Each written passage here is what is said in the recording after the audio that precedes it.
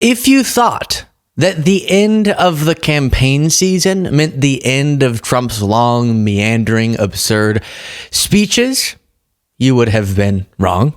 And I want to take a look at his latest. This is at AmFest in Phoenix, Arizona, this Turning Point USA right-wing event. And we've been following how a lot of people had this myth of what Trump would be. Do you remember after the 2016 election, you heard mainstream media pundits over and over again assert that this is the moment Trump is going to become presidential. He realizes the gravity of the position in the moment, and he's going to be a different man now. And then it never happened. There's a similar vibe with his dark, dystopian, and dangerous rhetoric from the campaign trail, and how some people say or said that that's just him sort of venting. Once he wins, he's really going to be focused on the right things. And so we focused on that as it pertains to media threats. But then that also is something that we're seeing with his absurdity, the sort of caricature of what a presidential candidate or president-elect should be. And he goes on stage and starts doing the same bizarre ramblings that he did pre-election, which is not a surprise to us. But a lot of MAGA folks told me he was going to take things very seriously once he actually won. While you watch this, please do click the subscribe button. We'll start with more lighthearted things, but then get to, in this speech, very, very scary stuff as well. American beautiful natural gas is beautiful, and it's very inexpensive. It's a lot less expensive than windmills all over the place. A lot less expensive. But I've informed... You know, the Trump speech is not finished if he hasn't addressed windmills, or, you're not going to believe this. They said, why does he mention Hannibal Lecter? That has nothing to do with it. Why would he? I mean, are they stupid? The fact is that we don't want Hannibal Lecter. You know what that is? Silence of the Lambs. We don't want Hannibal Lecter, Dr. Hannibal Lecter in our country, do we, huh? And you know what happened when they went to the voting booth? Or, unfortunately, if they signed their mail-in ballot, but we got by it. We got to change all of that stuff. We got to have great, fair, confident elections. But when they went into the booth or they signed their ballot, they said, Hannibal Lecter, that's a bad guy. We don't want him here. They knew that. They didn't like that. They didn't like that I used him because it's a very good example. It's like incredible what they do. We're going to be reviewing my appearance on Tim Pool today. And one of the things that came up was Trump's termination of the Constitution post. And one of the things that Poole said, I guess in defense of it, was, well, I guess America voted for that post. I guess they endorsed that post, him saying the Constitution could be terminated to overturn the 2020 election. And a similar thing has happened with all of Trump's random, incoherent assertions or stories. Now he believes, and a lot of his supporters believe, all of that must have been affirmed and endorsed by America. Now, he didn't even get a majority of the vote, but he did get more than Vice President Harris. And so now that means whatever Trump does and says, it just must be endorsed by Americans. But as I said with the termination post, which is much more serious than his Hannibal Lecter story or point, a lot of Americans actually aren't voting. Well, number one, aren't voting on those things or didn't know about those things when they voted. Most people I've talked to didn't know Trump said the thing about the Constitution being terminated. Many Americans don't know Trump did this Hannibal Lecter bit a gazillion times. And instead, we've gone through, I'm not going to go again, but there are more systemic structural reasons that people voted for him, unfortunately, that are turning out to be the wrong reasons. Here is more. Trump can't, even after now winning this election, can't get off of the last one. Great honor. Man, we worked hard on this. We knew bad things happened in 2020. And if I didn't know that we won in 2020, I wouldn't have done this because it would have been like the ultimate poll, right? But we won by a lot. And this time we said, look, now we got to really win by, and we won by so much, they just, they threw all their placards. They wanted to protest. They were all set. And at about 9 o'clock, they said, man, this guy's killing us. They threw the placards. They went home, and we had no riots. We had no anything. It was a beautiful thing to watch. They just said, we lost. And we want to try bringing everybody together. We're going to try. We're going to... Yeah, by suing Ann Seltzer for doing a poll he didn't like. For saying social media influencers should be targeted for messaging that's contrary to his. By saying that all these different outlets should be ripped off the air for doing messaging he doesn't like. That's how he's going to unite the country. Yeah, I guess he might unite the country in the sense that North Korea is united. Right? On that, the takeaway keeps being, you know how I keep going on Piers Morgan, and Piers Morgan keeps saying, oh, isn't it proof that even the left acknowledges how great Trump is because they're not rioting in the streets? And it's shocking to me that that's your takeaway instead of maybe we just respect the democratic process enough, unlike how MAGA reacted whenever Trump lost, that we're not going to go try to violently overthrow it, okay? Call us crazy. But I hate to say this to you because it is so discouraging, but I need to say it like it is. Another thing that people believe was endorsed by this vote was Trump's election lies. And so you're crazy if you don't think that we're going to get much more of this, not just from him, but other people modeling themselves after him. Much more of this, it's only fair if I win type stuff, election denialism, attacks on our democracy, authoritarian impulses, because they've seen and they believe that America endorsed it, which again, a lot of Americans didn't knowingly endorse his election lies or looked past those lies, but that's still their takeaway, which means we're going to be dealing with this type of politics that is so destructive to our democratic systems for way longer than we would have if we had defeated Trump, which is very, very bad, to say the least. Then, I guess a policy proposal, Trump floats the idea of just, let's take back the Panama Canal. Why not? It was given to Panama and to the people of Panama, but it has provisions. You got to treat us fairly, and they haven't treated us fairly. If the principles, both moral and legal, of this magnanimous gesture of giving are not followed, then we will demand that the Panama Canal be returned to the United States of America in full, quickly, and without question. I'm not going to stand for it. Yeah, so what's going to happen with Trump? Here's my prediction.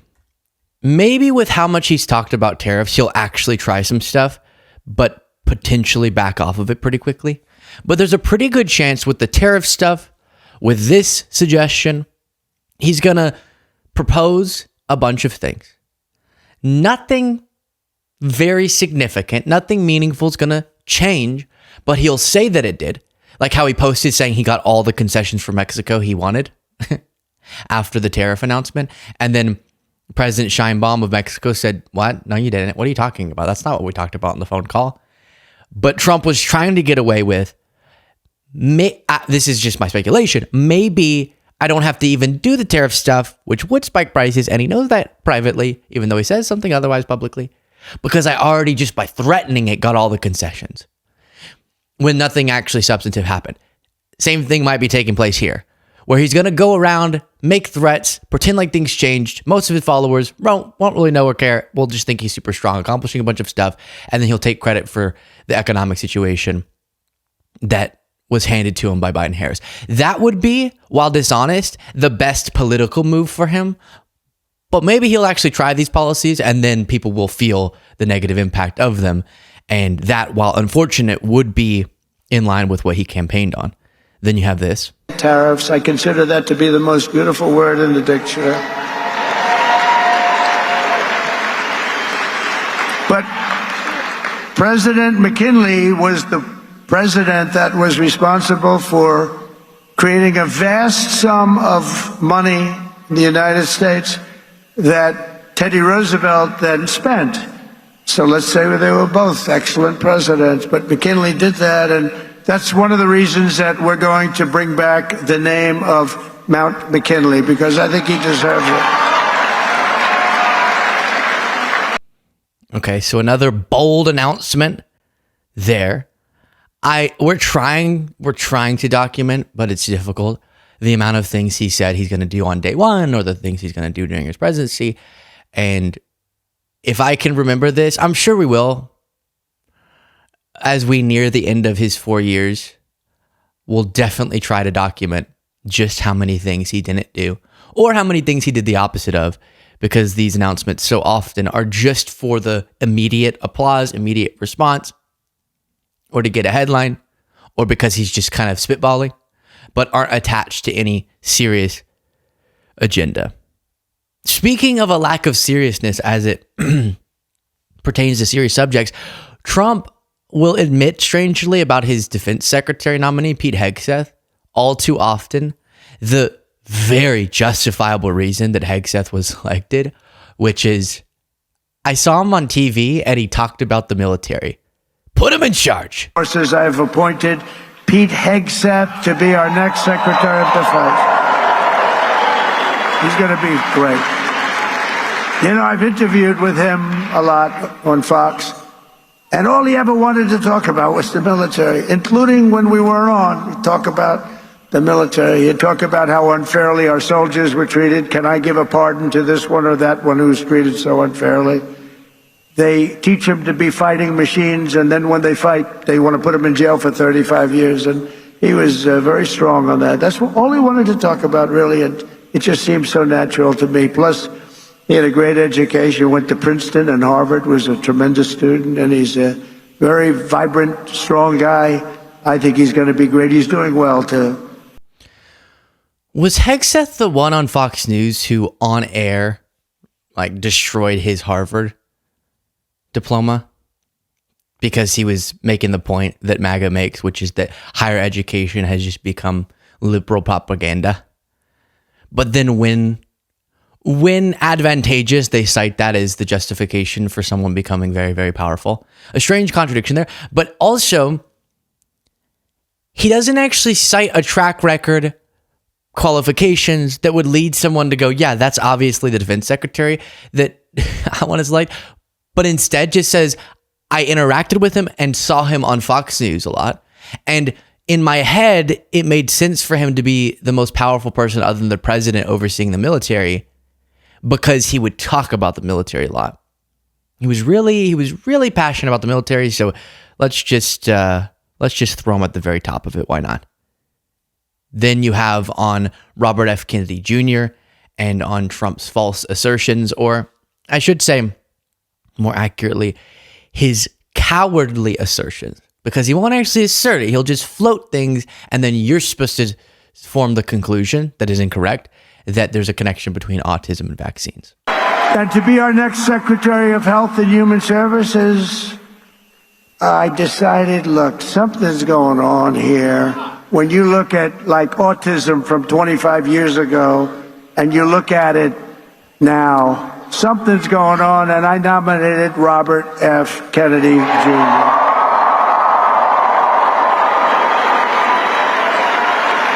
One of the bigger applauses there, which it's weird because, as y'all know, I probably talk to, as far as people in this space who do what I do, not to pat myself, I mean, this isn't even to pat myself on the back, but I would guess I interact with more MAGA folk, as I now describe them, than most, maybe than any.